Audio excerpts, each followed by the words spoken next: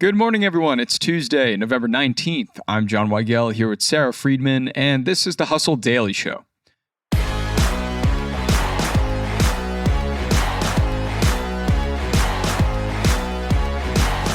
Bone marrow is really tough to get. The material could save many lives in the US, but finding a donor who's an exact match outside your family circle is pretty rare, especially in more diverse communities. San Francisco-based startup Ossium Health is trying to fix that by building a bank of bone marrow. So how exactly are they going to do it? We'll get to that in a minute, but first, let's give you the hits and headlines today in business and tech.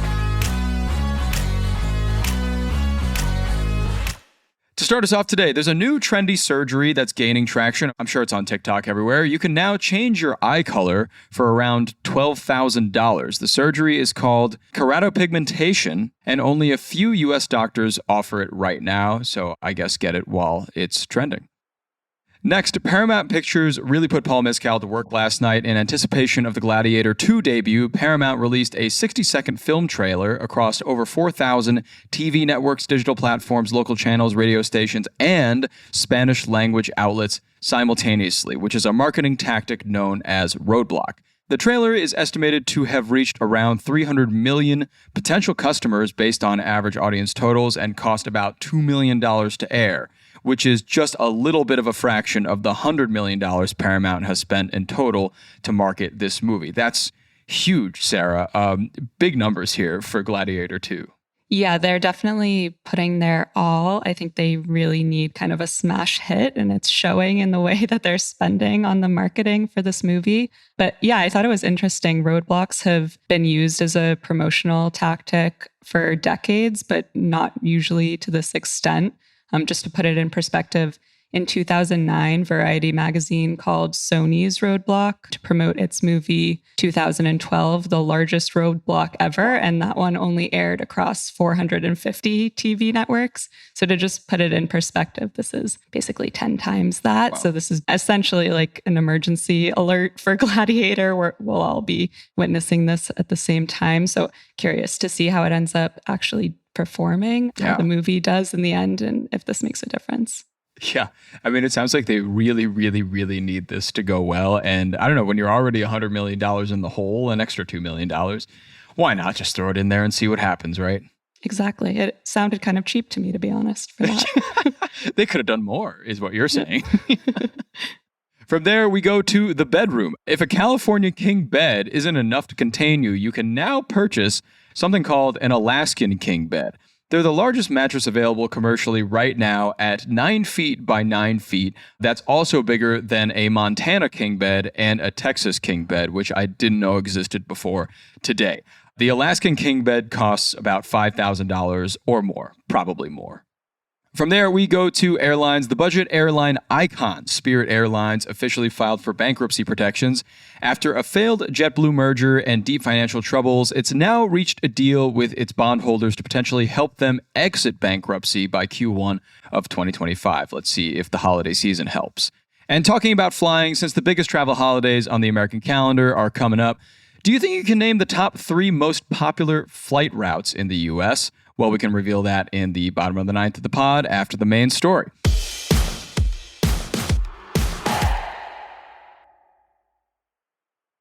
And our story today is about bone marrow and how transplants are largely hard to come by in this country. That's why a new startup is desperately trying to fix the gap in our health system.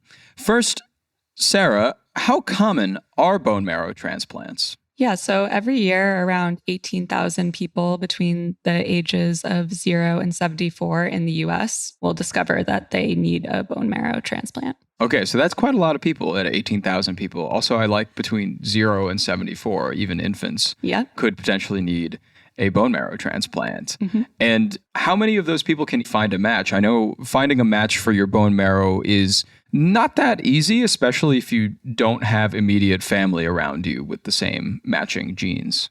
Yeah, exactly. So about 30% of patients will have a relative who's a match, but the majority, 70%, which is around 12,000 people, need to use bone marrow from an unrelated donor. So that would be somebody most of the time who has entered their information into a registry and has just out of goodwill decided to donate bone marrow, a complete stranger. And with 12,000 people every year, I mean, that sounds like a lot to fight over. It seems like what is a limited supply. So how does that net out usually for people looking for bone marrow transplants? Are the wait times very long? Is it a very frustrating process? Yeah, I mean, much like organ donation, this is something, the stakes are really high. Your life is on the line. And for some individuals in particular, this can be kind of a major roadblock in receiving treatment, especially for those who are racially or ethnically diverse. So for Black or African American patients, they have just 29% odds of finding a full bone marrow donor match. So that would be a massive problem if you had a time-sensitive disease like leukemia or a different cancer, in which bone marrow transplants would be the first treatment that you would want to try for. Yeah, I mean, 29% odds are pretty low to find an exact match. So that's, I guess, where we can talk about the startup, right? Ossium Health. Can you tell me a little bit about them and how they're trying to kind of fill that gap and try to get people the bone marrow that they need? Yeah, so as we said, kind of the previous way that this has worked is we're matching living donors, either a family member or a stranger through a registry, with patients who need bone marrow. Ossium is kind of trying to transform the entire system. They are collecting bone marrow from recently deceased organ donors, so cadavers, and they have a proprietary method that is extracting bone marrow from spinal columns, and they are cryopreserving it in liquid nitrogen. And essentially the goal here is to create a bank of bone marrow that could kind of be on demand. So when a patient comes into the hospital, if they find out they need a bone marrow transplant, maybe in theory, one day Ossium would have exactly the right match for them and they'd be able to just pull it directly off the shelf right when they need it. So, I mean, this seems like quite a good solution for this problem, taking bone marrow from the deceased and applying it to people that need it. Is it working? Are they doing it well? And I imagine it will take a long time to assemble the amount of bone marrow needed to meet the demand of 12,000 plus per year. Yeah, exactly. I mean, as we said, finding a match is much harder for certain minority groups. So first and foremost, if they're kind of not able to have a diverse enough pool, patients will continue to run into the same issues that they do currently. So that would kind of be the biggest obstacle standing in the way that they would need to overcome. But so far, the company has processed the bone marrow of thousands of donors, and they have already treated 3 cancer patients with a 4th transplant scheduled soon. So there is proof that this concept can work. But again, they would just need to, keep processing thousands of more donors and making sure that this bank is robust enough that every patient who needs it has a match. Yeah. And for what's happening right now, how do people usually find their matches, given that this aims to hopefully, I'm guessing within the next few years, be able to meet everybody's needs? But for now, how does kind of the process work? Yeah. So basically a perfect match is if it's an 8 out of 8, essentially.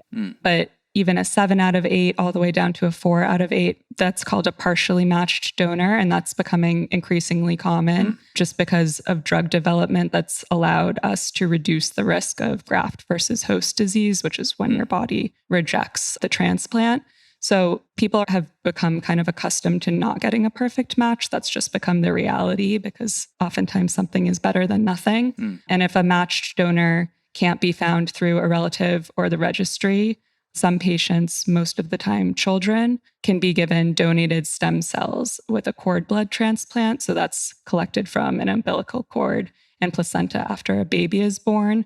But because it is from such a small cord, that oftentimes isn't enough to treat an adult. So that's limited mostly to children. So there's a lot of obstacles here. And I think ultimately Ossium's idea to kind of build out this bank could make this a much simpler process. I mean, if you could imagine a world in which a physician could just order the correct match for their patient and have it, delivered to the hospital in a timely manner, that would be a kind of a life-saving difference for patients. Is Ossium the only real one doing this, or are they kind of the major player in the market? Is there anybody else that's also looking to develop something like this? They are leading the charge here. They are partnered with the National Marrow Donor Program, and they're conducting early stage clinical trials for patients with blood cancer. So I think they're certainly one of the companies paving the way. As I said, this is kind of overhauling the entire system as it has always been. So I think it will be interesting to see if they can be successful. Maybe this is something that becomes more common. Yeah, I mean, it sounds like an exciting proposition for the future of the medical field, because if there's not really much other companies doing this too, it seems like this is their time to shine, and it's time to develop like a very, very large bank of this stuff so that we can be able to help people years and years down the line. But I guess the caveat here is just the time that it's going to probably take to amass that much. Yeah, definitely. And ultimately, they do have really lofty goals. They hope to up the percentage of patients receiving transplants to 95%. But as you said, their timeline, we're looking at the next 10 years. It's not something that will happen overnight, but that's obviously kind of a massive jump from where we are now. So it'll be really cool to kind of watch what they can accomplish. Totally. I mean, at the least, it sounds like progress, which is very good. We love progress. All right. And before we go, everybody, to reveal the top 3 flight routes in the U.S. in order, number 3 to number 1. Number 3 is LA to New York City. Number 2 is LA to San Francisco. And number 1 is Miami to New York City. For anybody who's flying those flight paths this Thanksgiving, be careful with Spirit Airlines, and also safe travels.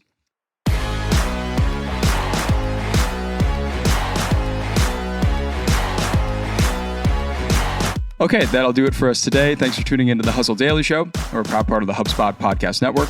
Our editor today is Robert Hartwig, and our executive producer is Darren Clark.